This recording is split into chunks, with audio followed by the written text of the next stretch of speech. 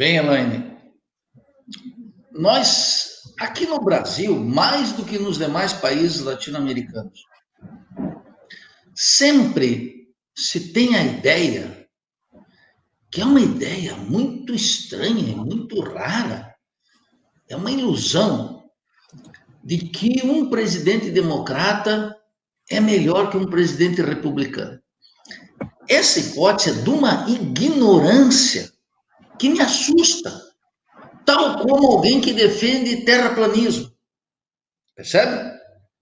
Tem gente que acha que a vitória de Joe Biden é um alento para a humanidade. E para nós latino-americanos poderia funcionar como uma situação um pouco melhor. Então, quanto a esse terraplanismo, porque isso aqui é um terraplanismo, né? É somente uma pessoa que não estuda a América Latina, e pior, que não estuda os Estados Unidos, para professar tamanha irresponsabilidade. Vamos puxar pela memória. Barack Obama substituiu um governo que, com uma consciência muito rasa, poderíamos chamar George Bush cometeu crimes que lesam a humanidade. Isso não digo eu, isso diz um sujeito como Noam Chomsky nos Estados Unidos. E após todos os crimes e atrocidades cometidas pelo imperialismo sob comando do governo de George Bush, emergiu na cena democrata, naquele momento sempre crucial da política estadunidense e nas suas relações com a América Latina e com o mundo, um sujeito negro, Barack Obama, que correspondia a um anseio dos liberais para voltar à Casa Branca, os liberais de esquerda nos Estados Unidos. E Barack Obama não só foi o presidente que decretou mais guerras e agressões contra os países islâmicos, como foi o presidente que seguiu aumentando, elevando o gasto militar de maneira extraordinária, como todos os presidentes estadunidenses. E para nós, latino-americanos, foi, nos seus dois governos, Barack Obama, quem mais deportou latino-americanos dos Estados Unidos e que teve uma política migratória completamente hostil aos latino-americanos.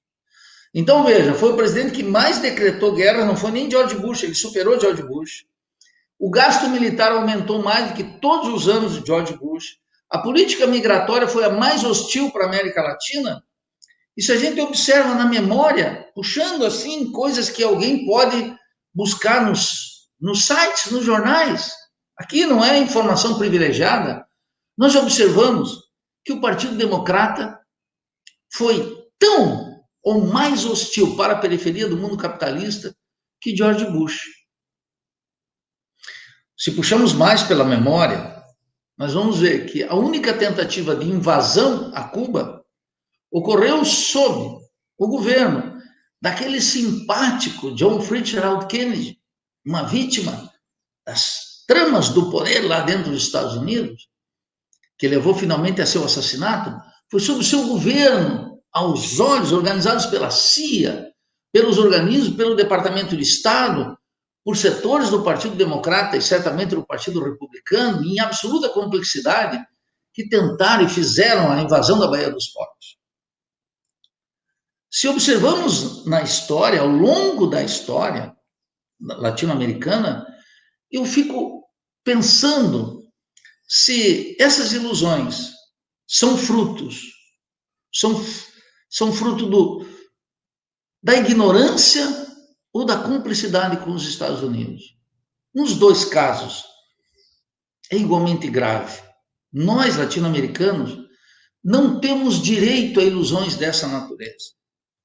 Eu não me iludo por dupla razão, porque o conceito de imperialismo, que foi criado por um liberal inglês, Hobson, do Partido Trabalhista na Inglaterra, estudo sobre o imperialismo, que naturalmente chamou poderosamente a atenção do Lenin, o Lenin deu uma interpretação marxista para o fenômeno.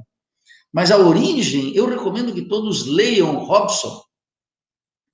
E Hobson vai mostrar claramente a natureza expansionista da Inglaterra. Em 1903, o livro dele é publicado lá em Londres.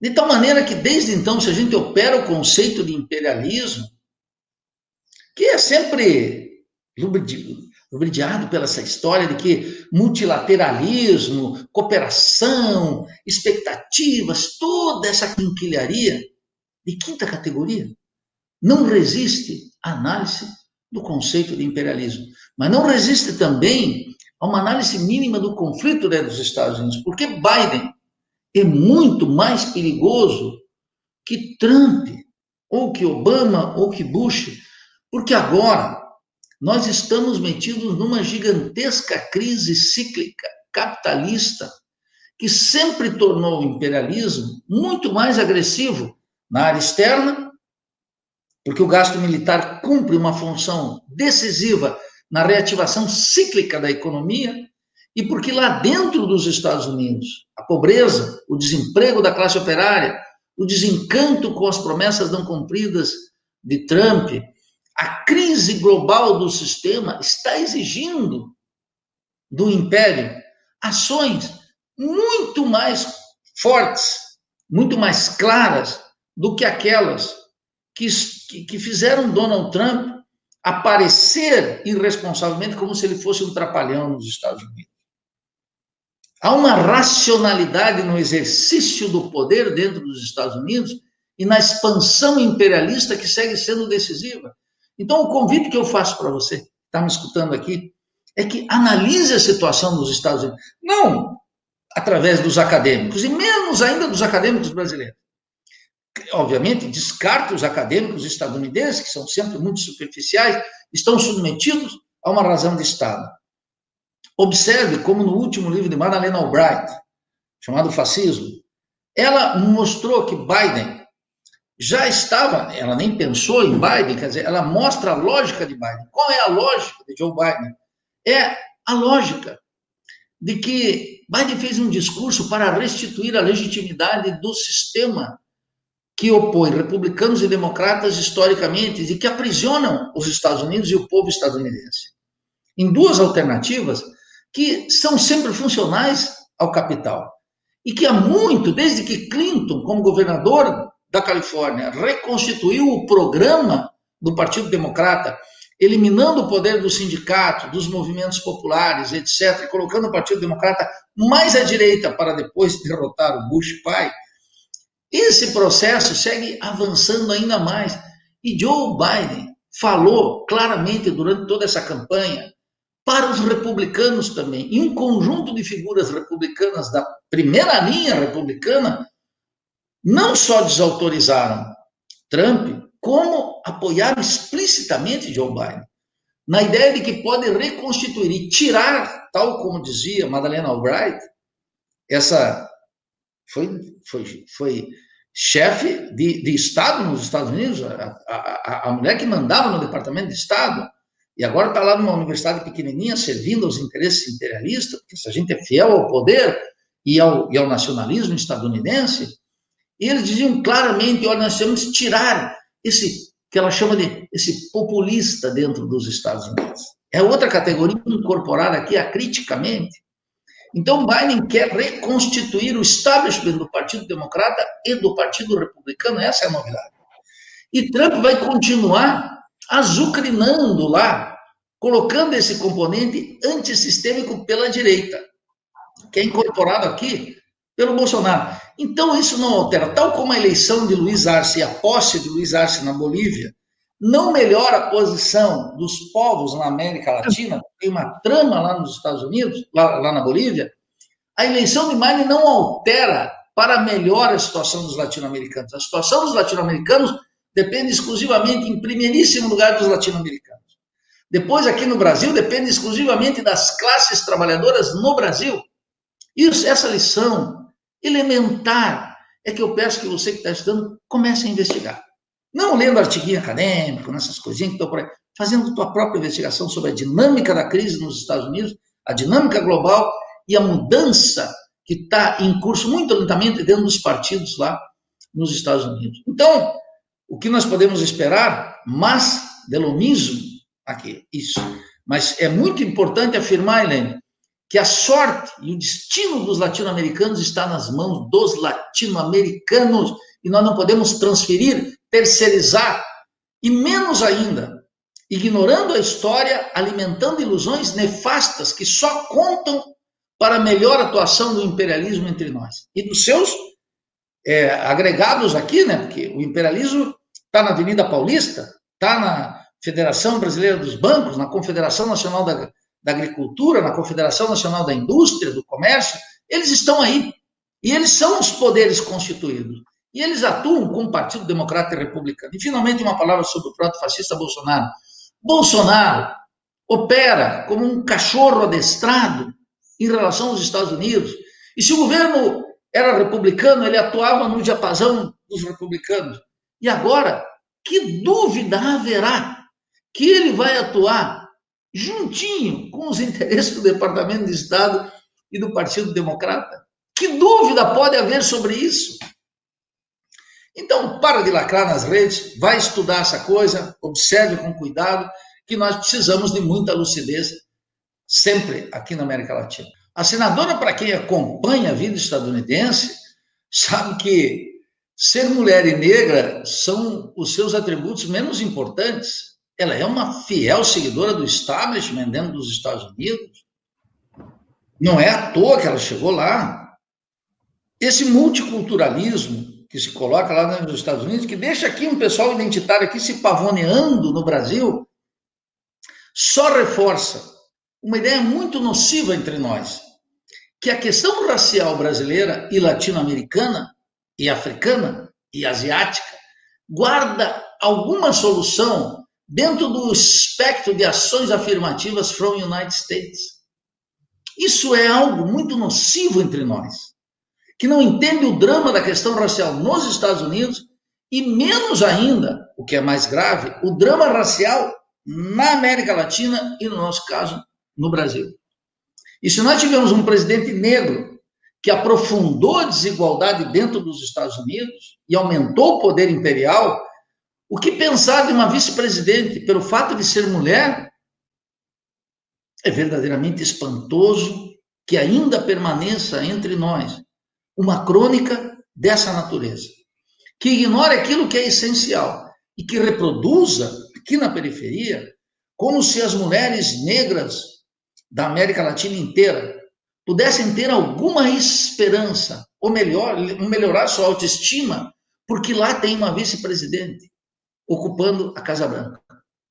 Se nem com o presidente negro a situação mudou dentro dos Estados Unidos, organizações importantíssimas lá afirmam categoricamente que Obama foi o terceiro e o quarto mandato de George Bush.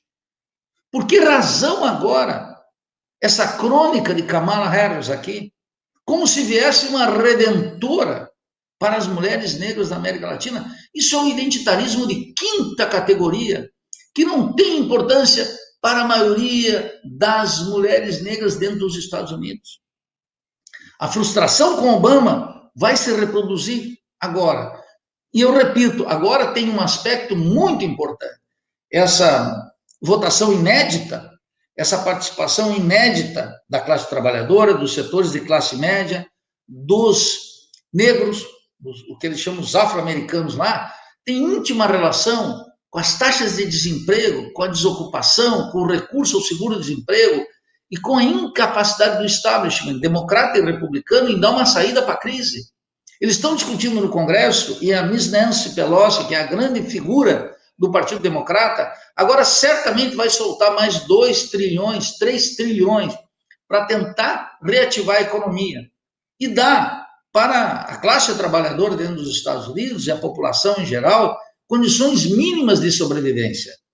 A desigualdade e a miséria dentro dos Estados Unidos está avançando violentamente.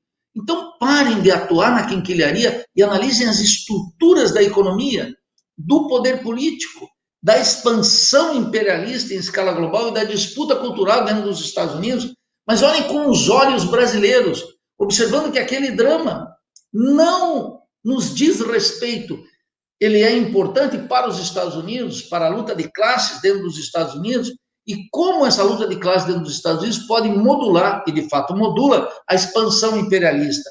Mas aquilo nós não temos que recolher nada para nós. A questão racial, que você recorda aqui com a vice-presidente, ela encontra muito mais solução no espelho cubano do que qualquer coisa que venha from United States.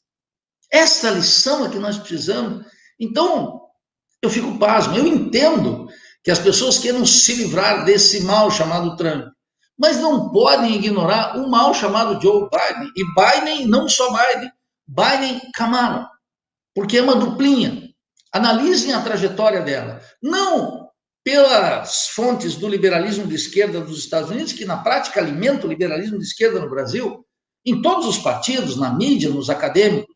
Nós não temos direito, num tema tão estratégico como esse, alimentar as ilusões, a ignorância e ignorar os perigos dessa administração de Joe Biden.